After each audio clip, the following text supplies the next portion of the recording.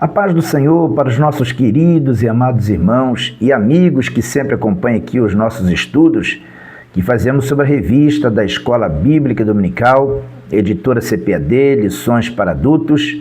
Estamos estudando aí uma série de lições nesse trimestre. Vocês que nos acompanham aí sabem que estamos estudando uma série de lições falando sobre esse seguinte título: Em Defesa da Fé Cristã. Esse é o assunto geral que estamos estudando ao longo desse trimestre, que traz aí como subtítulo Combatendo as Antigas Heresias, que se apresenta com nova aparência. Bom, durante todo esse trimestre estamos aprendendo a refutar as falsas doutrinas, as heresias que têm surgido, contestando a ortodoxia, contradizendo as doutrinas básicas da Bíblia, no caso também do Evangelho, e nós estamos aprendendo durante todo esse trimestre a lidar com essas doutrinas nos dias atuais. Estamos aprendendo como defender a nossa fé diante desses ataques que temos recebido no dia a dia. Estamos falando de doutrinas que sempre existiram, que são antigas, que surgiram lá nos primeiros séculos da era cristã, mas que hoje estão ainda presentes numa nova roupagem, com uma nova representatividade, mas os conceitos doutrinários errôneos são os mesmos que surgiram naquela época e continuam servindo como um entrave, um impedimento para que muitos vivam a verdade do Evangelho, muitos percebam e entendam a verdade da Palavra de Deus. Mas estamos aprendendo durante todo esse trimestre como lidar com essas doutrinas, e o mais importante, o mais maravilhoso é que nós estamos aprendendo a usar a Bíblia para defender essa fé que nós temos em nossos corações. Na lição de hoje, nós vamos tratar de uma outra doutrina básica da Bíblia muito importante. Já falamos sobre a Trindade, sobre a Cristologia, já falamos sobre a paracletologia, né? O ensino, o estudo sobre o Espírito Santo. Também já estudamos, na semana passada, estudamos sobre a doutrina do pecado, a martiologia, aprendemos sobre a doutrina do pecado, a martiologia, e agora nós vamos aprender sobre soteriologia, que é a doutrina da salvação. Nós vamos falar sobre essa doutrina extraordinária que é a doutrina da salvação. A lição que nós estudamos na semana passada foi uma lição onde nós aprendemos que o pecado é um mal que está presente em toda a humanidade, em todos os tempos. Aprendemos pela Bíblia que todos pecaram e carecem da glória de Deus. Não há um ser humano sequer nessa terra que não tenha sobre ele a influência, o peso do pecado. Nós aprendemos que todo ser humano, quando nasce, já nasce com a natureza pecaminosa, tendencioso a pecar. E ele acaba pecando seguidas vezes na sua vida, ele vai pecando constantemente, porque ele já nasce com a natureza pecaminosa e vive dominado pela influência do pecado. Agora, a lição que nós vamos aprender hoje é uma lição que nos traz a solução para esse problema. Se o pecado ele é universal, se o pecado ele é uma influência que atinge a todos os seres humanos sem distinção de cor, raça ou a época, todo ser humano nasce com a natureza pecaminosa, nós aprendemos na lição de hoje que existe uma solução para esse problema. O nosso Deus preparou uma solução para que o homem consiga vencer o pecado. E essa solução ela é chamada de salvação. No grego, o termo é soteriologia, né? Soteria está se referindo à salvação. Então, nós vamos aprender na lição de hoje como nós podemos nos livrar do poder do pecado, como nós podemos nos livrar do pecado? E a resposta nós encontramos nas Sagradas Escrituras. Nós vamos nos livrar do poder do pecado, nós vamos nos livrar das consequências da natureza pecaminosa em nossas vidas, quando nós aceitamos a salvação por Cristo Jesus. Agora, só que tem um detalhe: salvação é um tema comum em toda religião. Cada uma apresenta um plano de salvação para os homens, e cada religião apresenta uma salvação do seu jeito, de acordo com seus conceitos doutrinários, de acordo com as suas ideias. Cada religião, ela apresenta um projeto de salvação para o homem. Embora cada religião tenha o seu próprio conceito de salvação, mas apresentam para o homem uma solução para que o homem, de alguma forma, alcance uma qualidade de vida melhor, alcance paz, alcance uma eternidade, alcance a verdadeira felicidade eterna. Toda religião, de alguma forma, trata sobre essa questão. Agora, o que diferencia o cristianismo de todas as demais religiões? O que diferencia aqueles que obedecem à Bíblia, que seguem a Bíblia? O que diferencia esses crentes de todos os demais grupos religiosos que existem por aí? A diferença é que a salvação que nós pregamos, a salvação que nós cremos, que nós vivemos e que nós pregamos, é a única dentre todas as religiões que não depende do homem. Nós somos salvos sem qualquer influência do homem. O homem é salvo por Cristo Jesus, e o homem, o ser humano, não tem ingerência, ele não tem intervenção alguma nessa questão. Aí nós temos uma diferença muito importante, porque em todas as religiões o homem tem que fazer alguma coisa para ser salvo. Ele precisa fazer alguma coisa. Ele precisa praticar algum ritual para ser salvo. E no cristianismo não.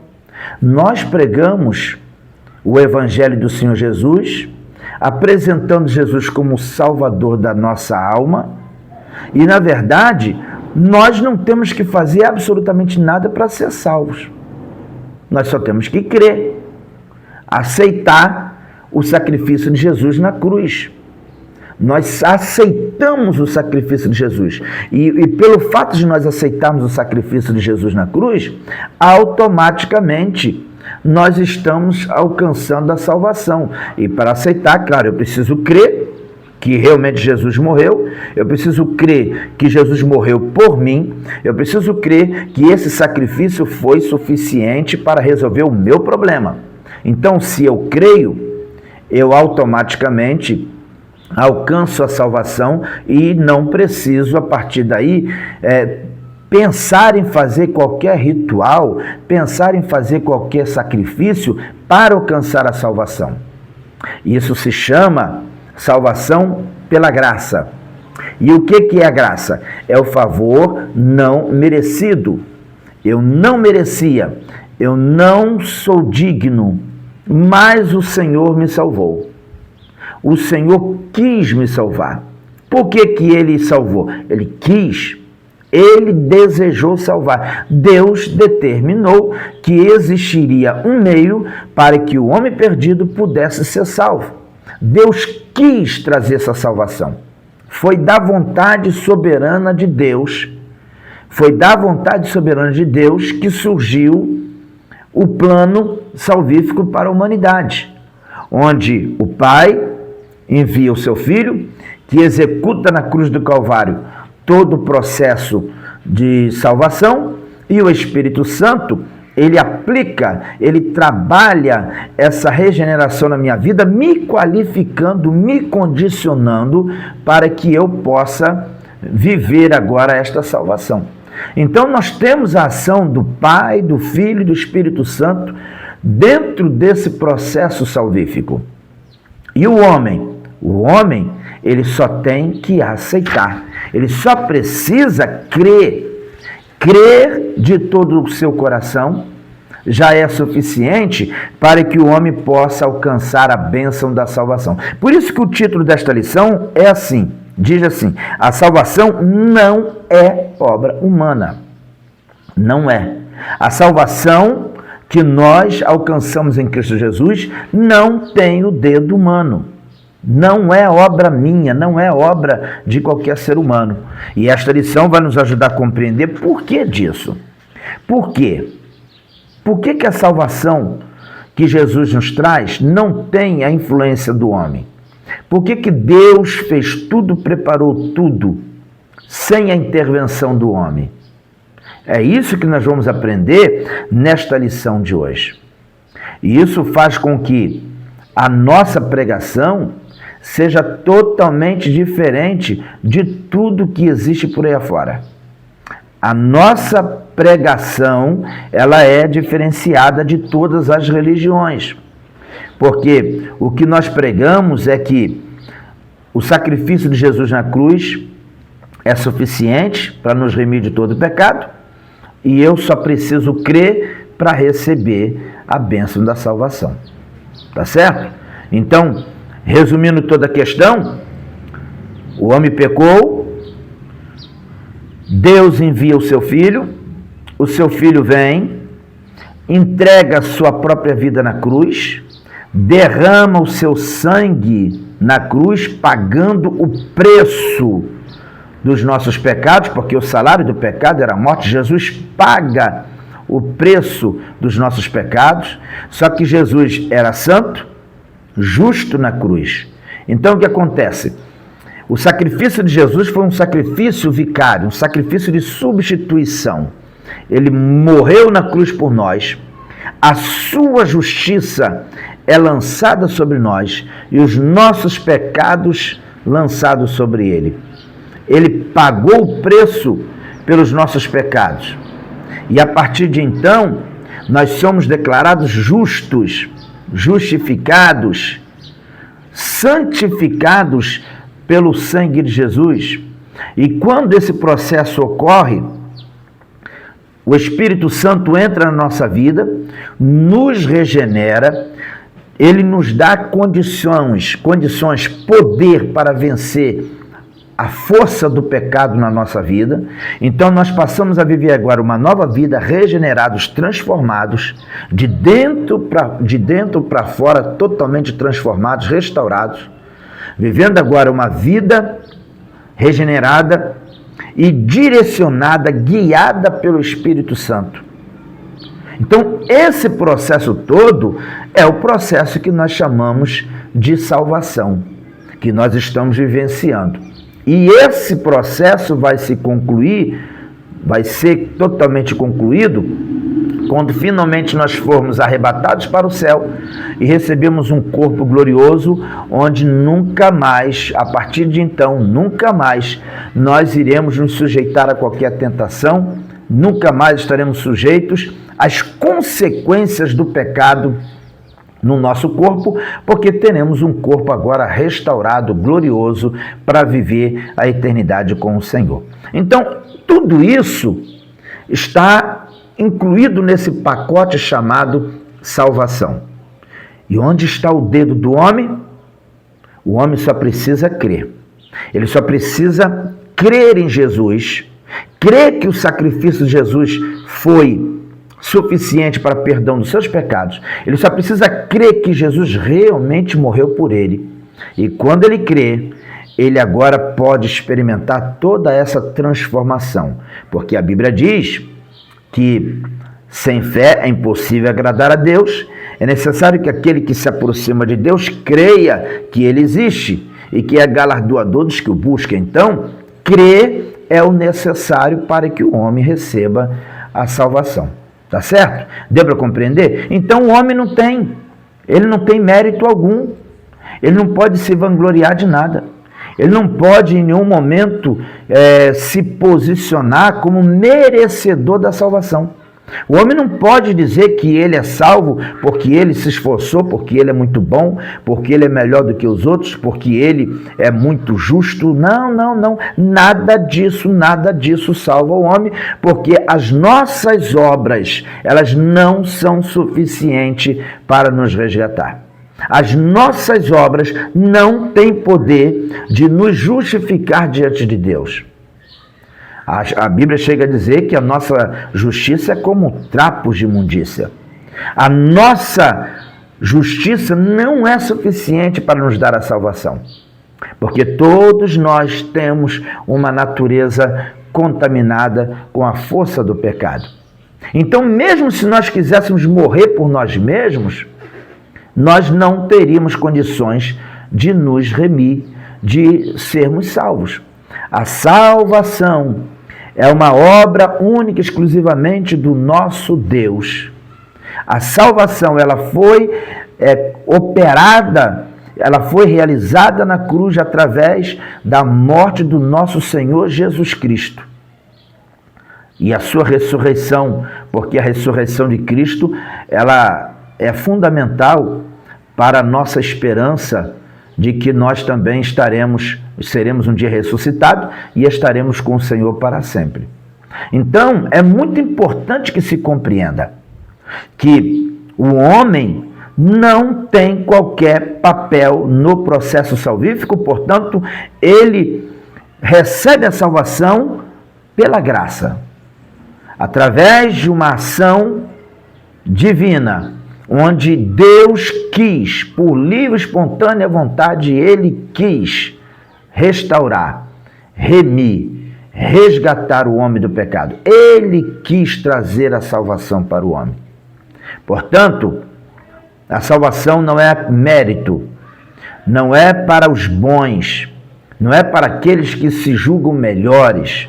A salvação é para aqueles que creem, que acreditam, que confia, que entende que ele pode ser salvo através de Jesus. Quando ele entende que só Jesus tem o poder de lhe dar a salvação.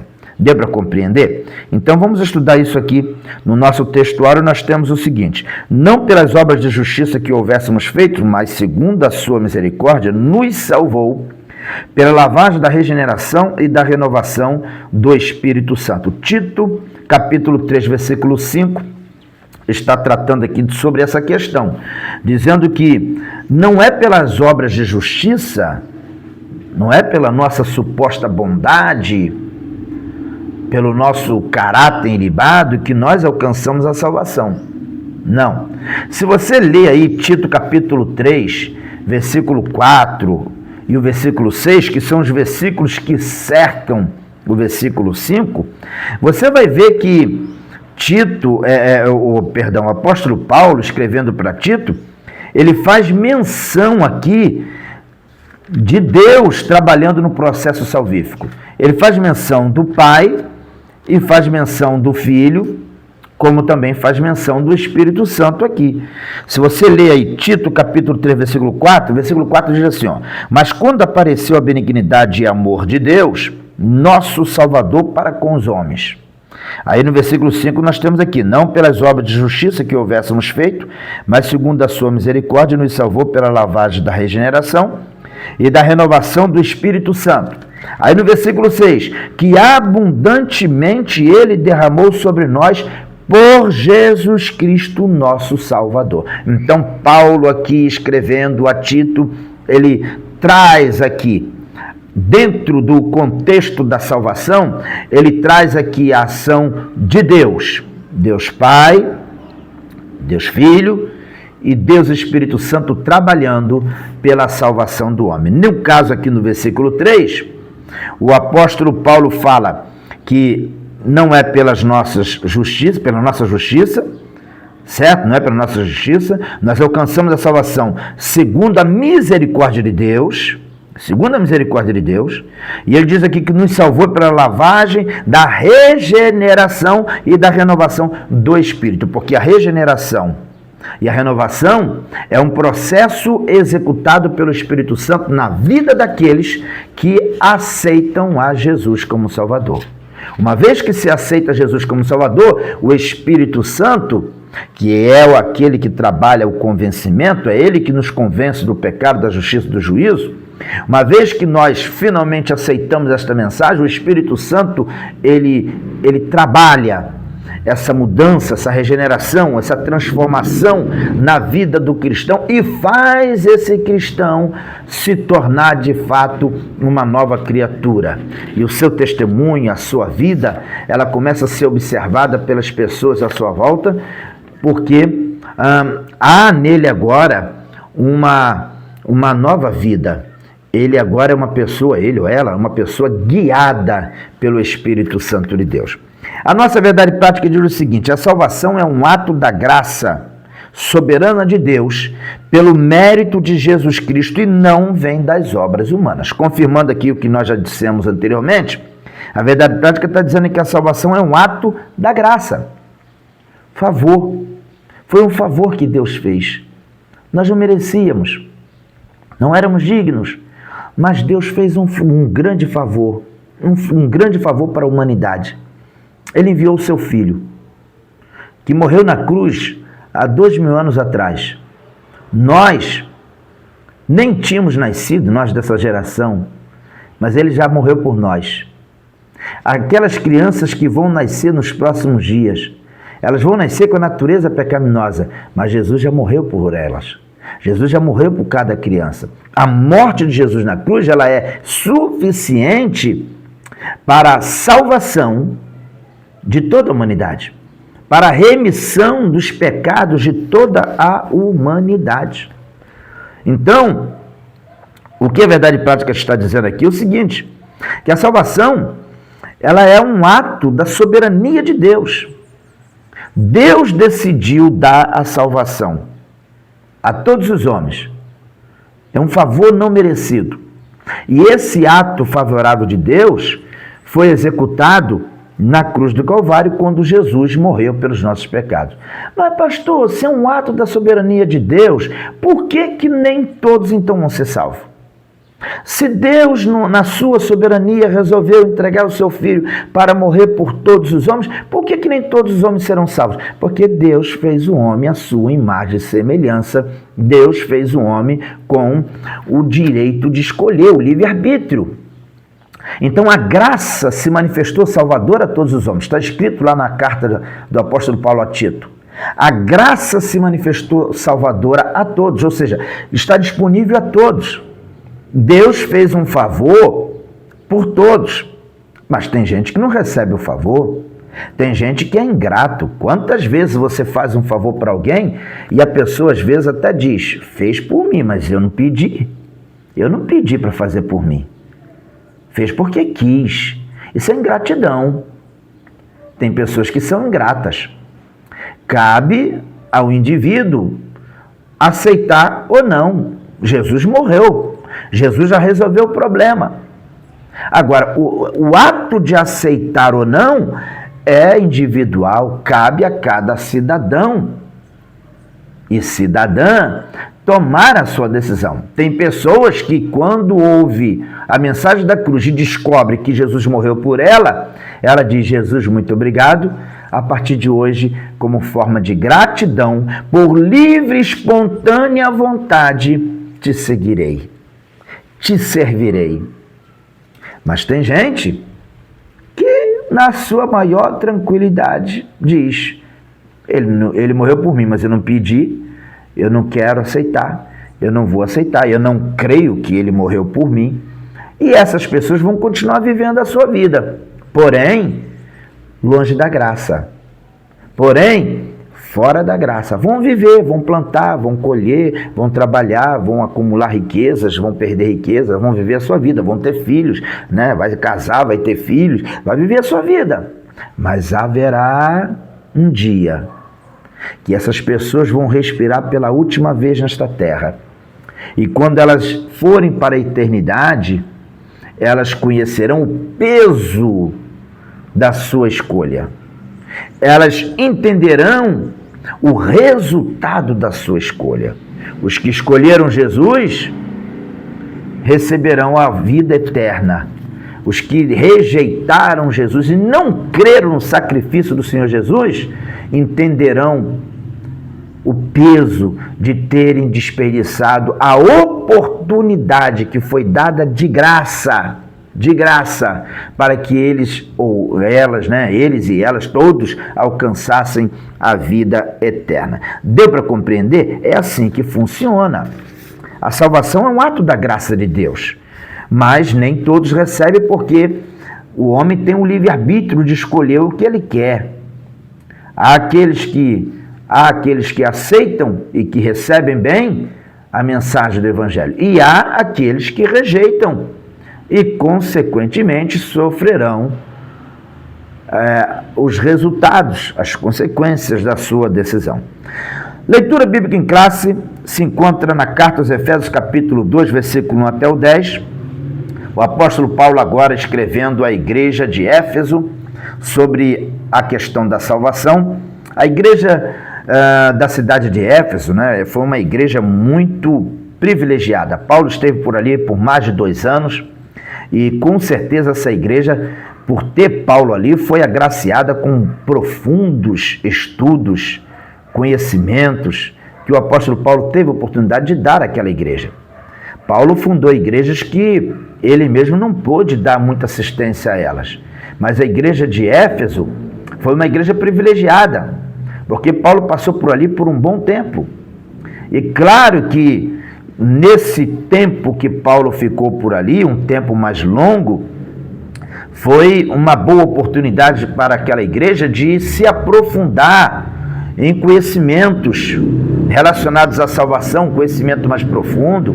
A prova disso que eu estou dizendo é que a carta aos Efésios, ela tem 6 capítulos, e os 3 primeiros capítulos da carta aos Efésios têm uma profundidade teológica que você quase que não vê em nenhum outro texto do apóstolo Paulo. Os capítulos 1, 2 e 3, escritos à carta aos Efésios, a carta aos crentes Efésios, são extremamente profundas. Esses 3 capítulos são muito profundos. Paulo fala de predestinação, Paulo fala de eleição, Paulo fala da presciência divina, Paulo fala com muita profundidade sobre a salvação, coisas que ele não fala com tanta profundidade em outras cartas. E eu acredito que isso aconteceu porque lá na igreja de Éfeso, Paulo pôde transmitir para aquela igreja conhecimentos muito profundos, que lhe deu a condição para escrever na carta algumas coisas a mais e se aprofundar nesse assunto dentro da carta que ele escreveu, porque quando ele entra nessas questões, o povo que estava lá sabia do que ele estava falando, porque conviveram com ele.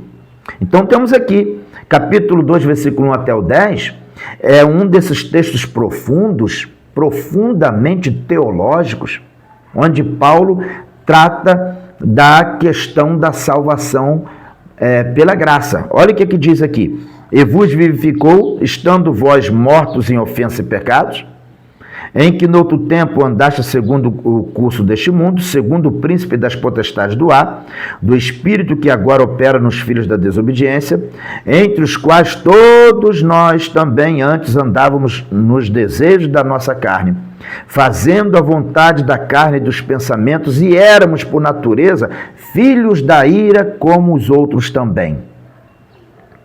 Mas Deus, que é riquíssimo em misericórdia, pelo seu muito amor com que nos amou, estando nós ainda mortos em nossas ofensas, nos vivificou juntamente com Cristo.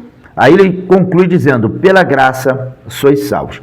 Nos versículos 1, 2 e 3, Paulo traz aqui uma série de coisas que estão relacionadas, elementos, práticas. Ele traz aqui um raio-x da realidade do ser humano sem salvação, em pecado sem salvação. Ele traz aqui, nos versículos 1, 2 e 3, elementos, práticas, vivência, que está diretamente relacionado a uma vida sem comunhão com Deus. Ele fala sobre as ofensas e pecados, a ofensa porque o ser humano já nasce com a natureza pecaminosa, ele já nasce ofendendo a santidade de Deus, porque ele tem a natureza pecaminosa.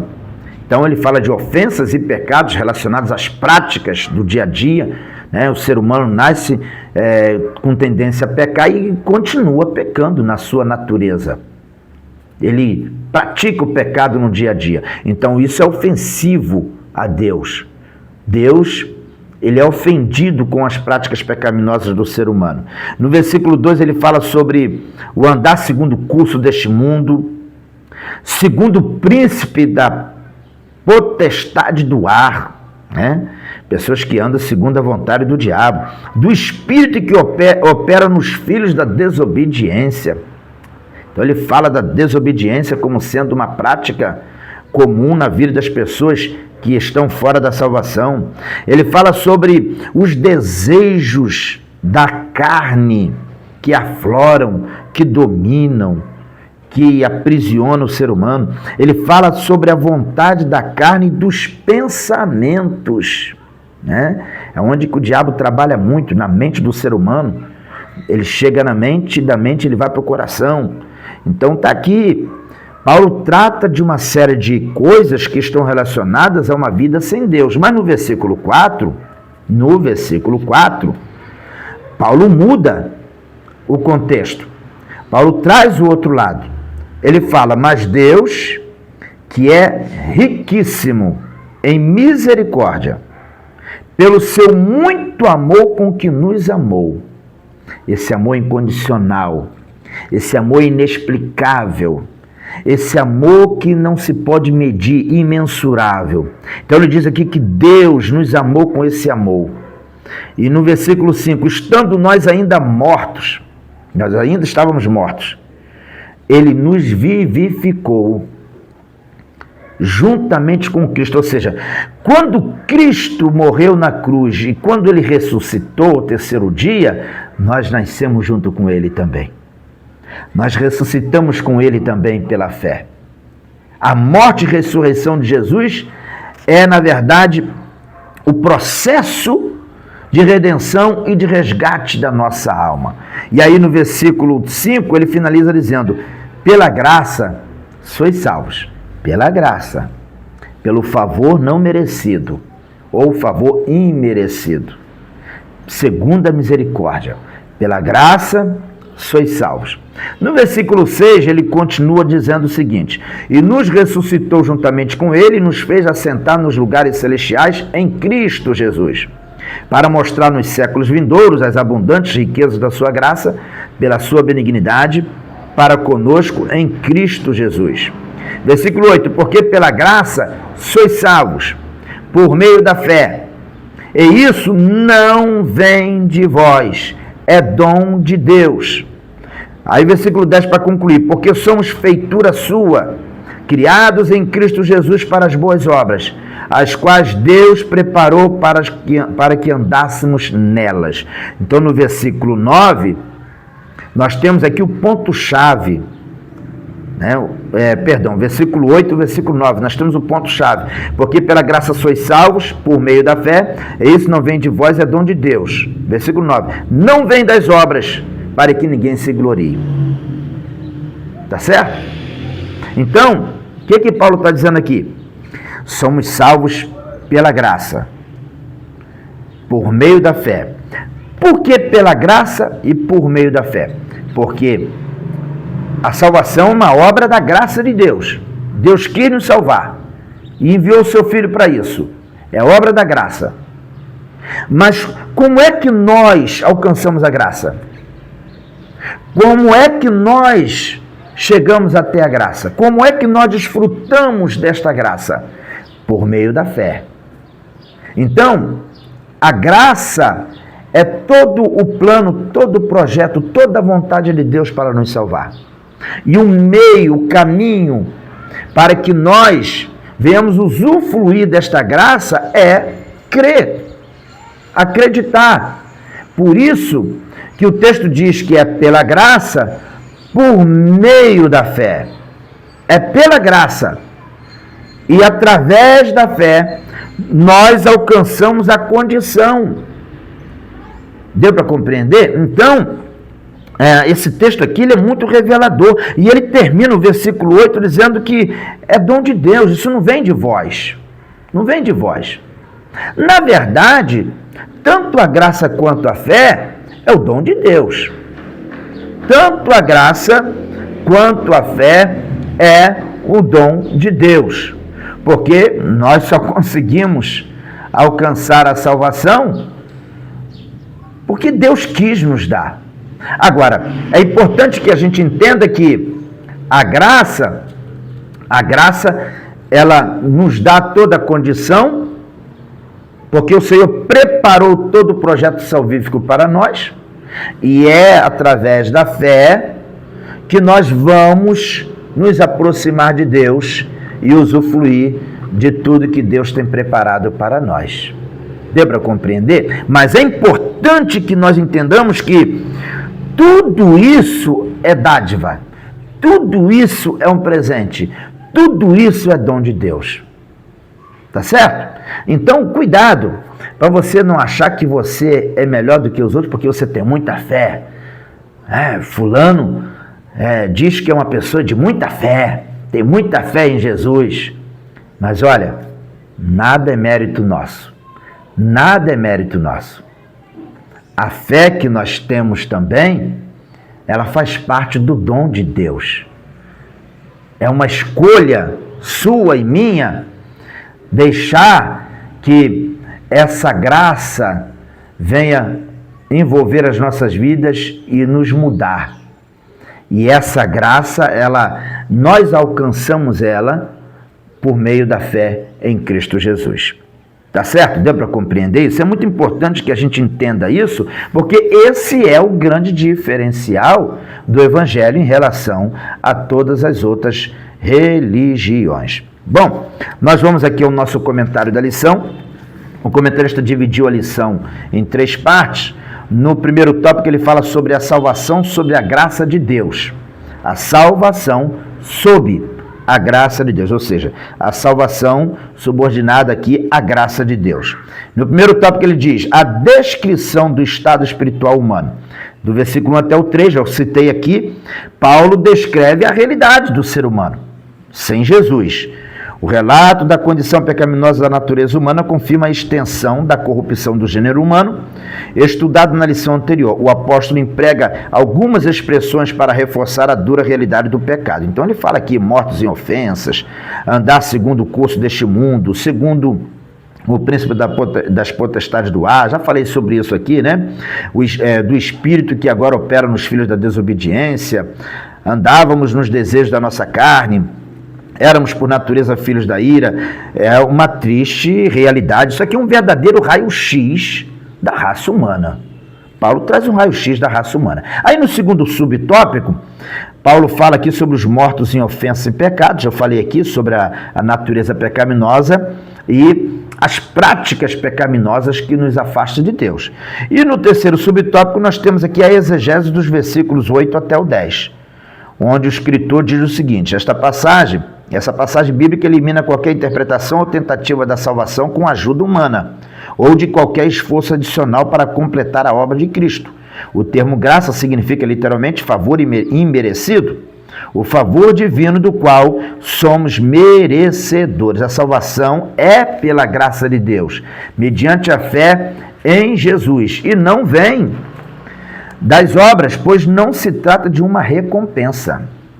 Então, eu acho que já ficou bem claro isso, né? A salvação, ela não depende dos méritos humanos, ela é uma obra da graça de Deus, e nós alcançando, nós agora vamos usufruir de tudo que Deus tem preparado para nós, mesmo que nós não sejamos merecedores. No segundo tópico desta lição, o comentarista fala sobre soteriologias inadequadas na antiguidade. Eu falei para vocês aqui que a única religião que apresenta a salvação para o homem sem qualquer mérito do homem é o Evangelho de Cristo Jesus, certo?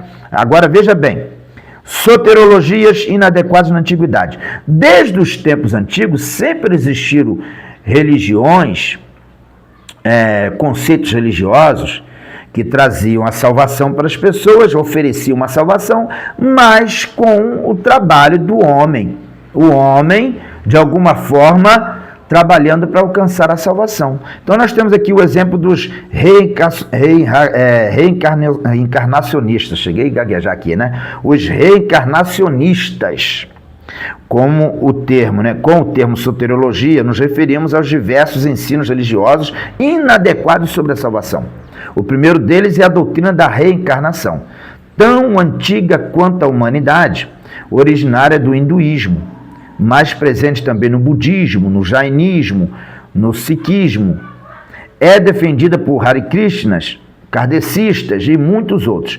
Os adeptos da doutrina da reencarnação têm em comum a busca da perfeição por meio de um progresso evolutivo, até que esses ciclos da roda do renascimento parem de girar. Em resumo, a salvação pelo seu próprio esforço em Jesus, sem Jesus. Trata-se de uma crença antibíblica. Temos algumas referências aqui que contradiz, né, que refuta as ideias da reencarnação.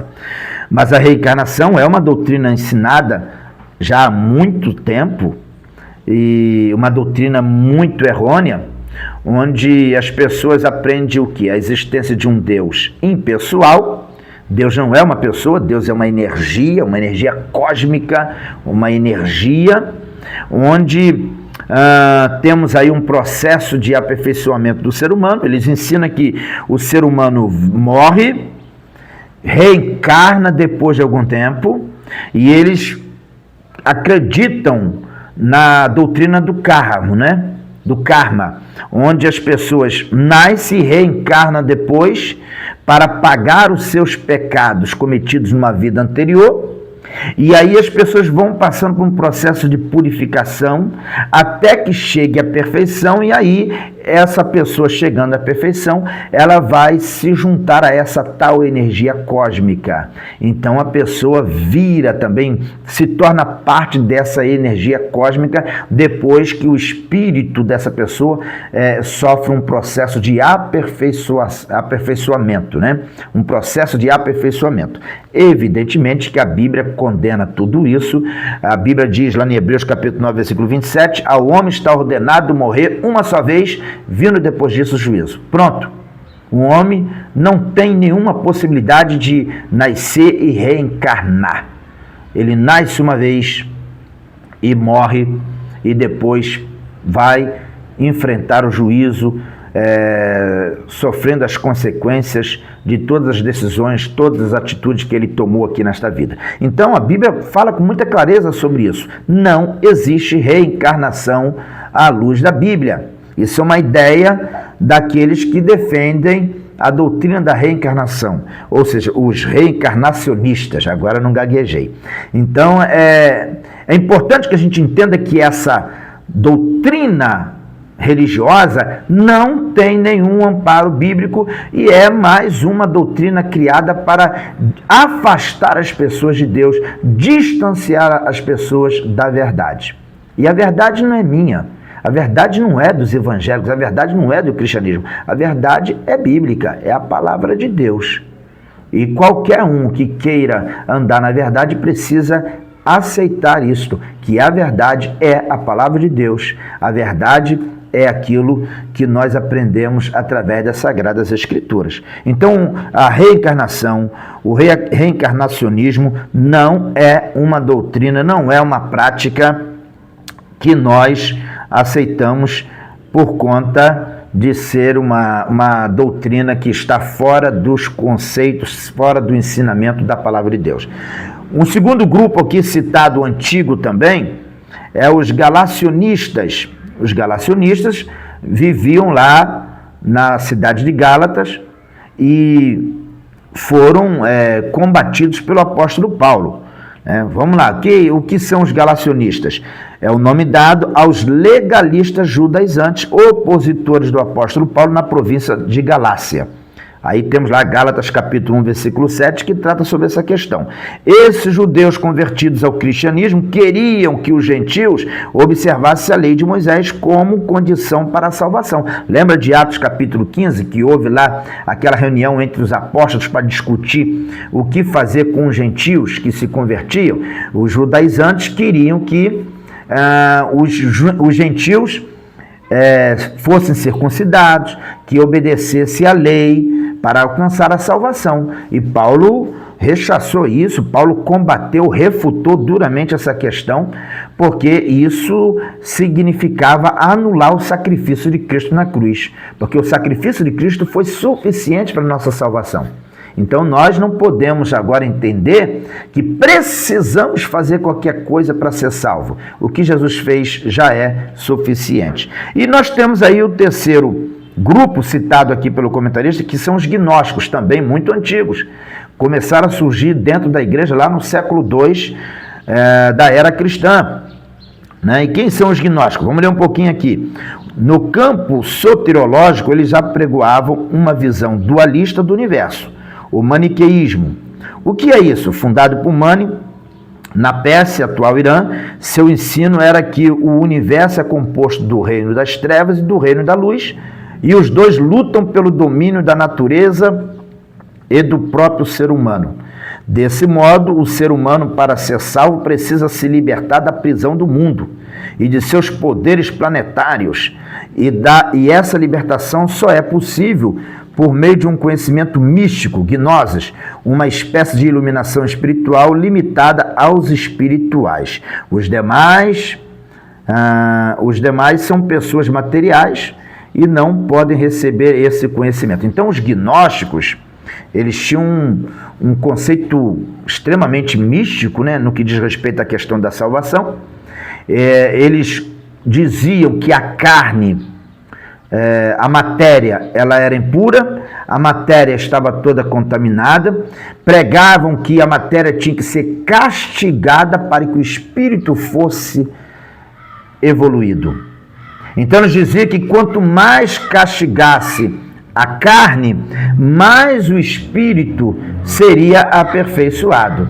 Com esse pensamento, eles eram a favor de toda a prática de pecado, você tinha que pecar mesmo, castigar bastante o corpo para que o espírito evoluísse. Os gnósticos, eles diziam que a salvação dependia muito de conhecimento.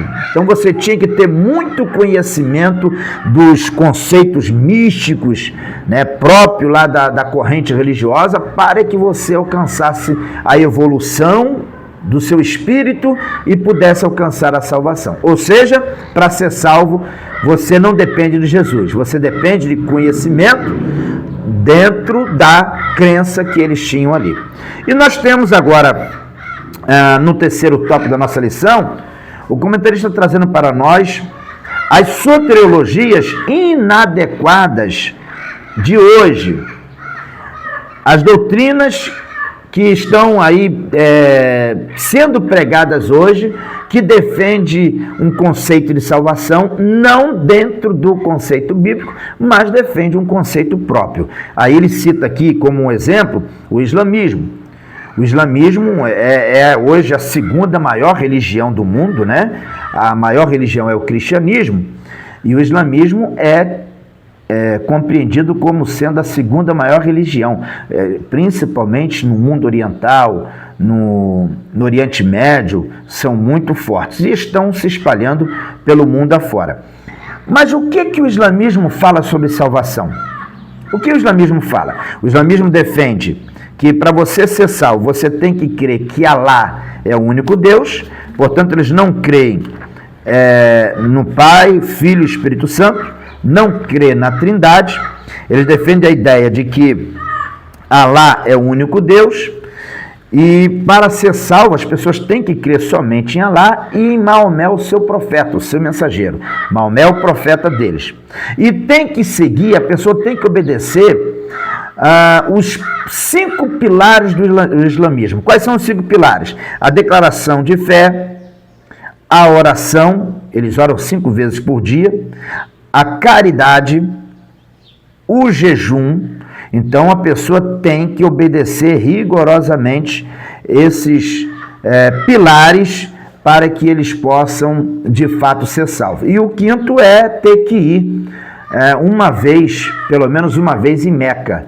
As pessoas devem ir em Meca pelo menos uma vez. A não ser que a pessoa não tenha condições financeiras de ir, mas caso tenha condições financeiras de ir, todos têm que ir em Meca pelo menos uma vez.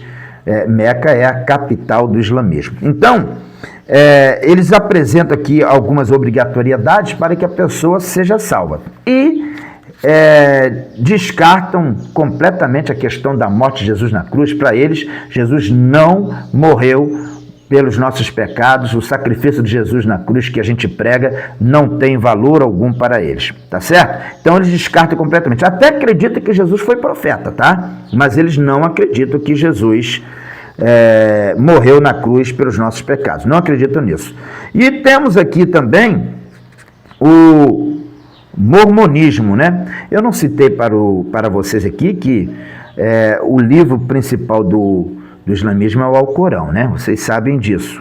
Não citei aqui, o comentarista fez algumas citações sobre isso, mas o livro principal do islamismo é o Alcorão. Portanto, a Bíblia para eles não tem valor nenhum. Temos, além do islamismo, o comentarista colocou aqui as Testemunhas de Jeová, que são mais conhecidos por nós, são pseudo-cristãos. Os Testemunhos de Jeová, o que eles acreditam? Diz aqui, a salvação não está em Cristo, mas na organização religiosa deles. Qual é o grande problema do Testemunho de Jeová? Eles dizem que para ser salvo tem que fazer parte da religião, da organização deles, senão você não é salvo. E aí acreditam que além de... Eles até dizem que admitem que Jesus morreu não na cruz, morreu numa estaca, mas eles dizem que além de crer que Jesus morreu numa estaca por eles dizem que é preciso obedecer, né, as regras que são dadas lá pela direção da organização, que tem a sua sede nos Estados Unidos, para você ser salvo. Então você tem que ir para o campo, pregar, aquilo não é uma coisa voluntária, é obrigatório, eles têm que ir, têm que cumprir todas as regras estabelecidas pela organização para alcançar a salvação. Portanto, a salvação não é pela fé, a salvação é mediante as obras, tá certo? E eles, claro, condenam, né? Não acreditam na Trindade, não acreditam que Jesus é Deus, acreditam que Jesus é um filho de Deus menor do que Deus, e não acreditam também no Espírito Santo como Deus, acreditam que o Espírito Santo é uma energia. Portanto, estão totalmente fora das doutrinas bíblicas. E aí, o comentarista colocou aqui a terceira corrente religiosa do nosso tempo, que também é pseudo-cristã, tá? São os mormons, o mormonismo. O que os mormons acreditam? Os mormons creem numa salvação geral, em que os não mormons são castigados e depois liberados para a salvação. Ou seja, para os mormons, no fim das contas, todo mundo vai ser salvo. Então eles dizem aqui que numa perspectiva individual em que a salvação é obtida pela fé em Jesus e pela obediência às leis e às ordenanças, eles consideram ordenanças segundo os artigos 3 e 4 das regras de fé, fé em Jesus, arrependimento, batismo por imersão e imposição de mãos. Mas há outros requisitos, um deles é aceitar Joseph Smith como porta-voz de Deus. Então, eles até admitem que Jesus veio, até acreditam em Jesus, mas para eles o principal profeta é Joseph Smith, tá certo? Então, o sacrifício de Jesus não é suficiente para a salvação, é preciso obedecer às regras impostas ali por Joseph Smith, é preciso ter Joseph Smith como seu principal profeta para receber a salvação. Então, vocês vejam que o Testemunho de Jeová e os mormons são religiões que a gente chama de pseudo-cristãs, porque eles trazem algumas coisas do cristianismo para dentro deles. Mas, na verdade, eles não têm o mesmo conceito de salvação que nós temos, e o Jesus que é apresentado lá não é o mesmo Jesus que nós. Para finalizar aqui, porque até passei um pouquinho esse áudio, esse vídeo vai ser até um vídeo recorde de tempo, algumas pessoas também em nosso meio, mas cometem erros perigosos, viu? Eu vejo muitos crentes em nossas igrejas que participam da ceia e acha que porque nunca perdeu a ceia vai ser salvo por isso. Tem gente que acha que porque nunca foi disciplinado na igreja vai ser salvo por isso. Tem gente que acha que porque nunca perdeu um culto de domingo ele vai ser salvo por isso.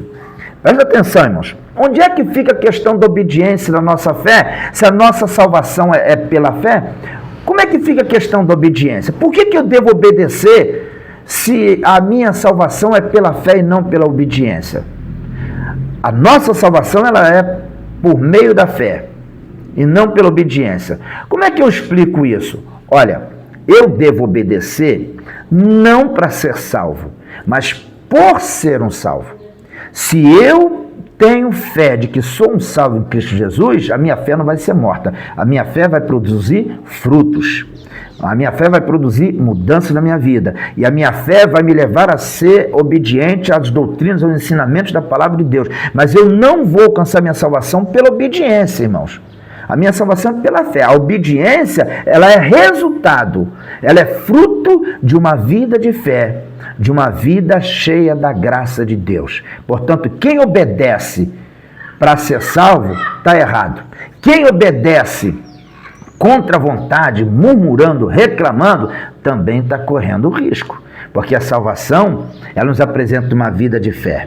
A fé me leva a obedecer, mas uma obediência cheia de amor, de alegria, de prazer em servir a Deus e obedecer a sua palavra.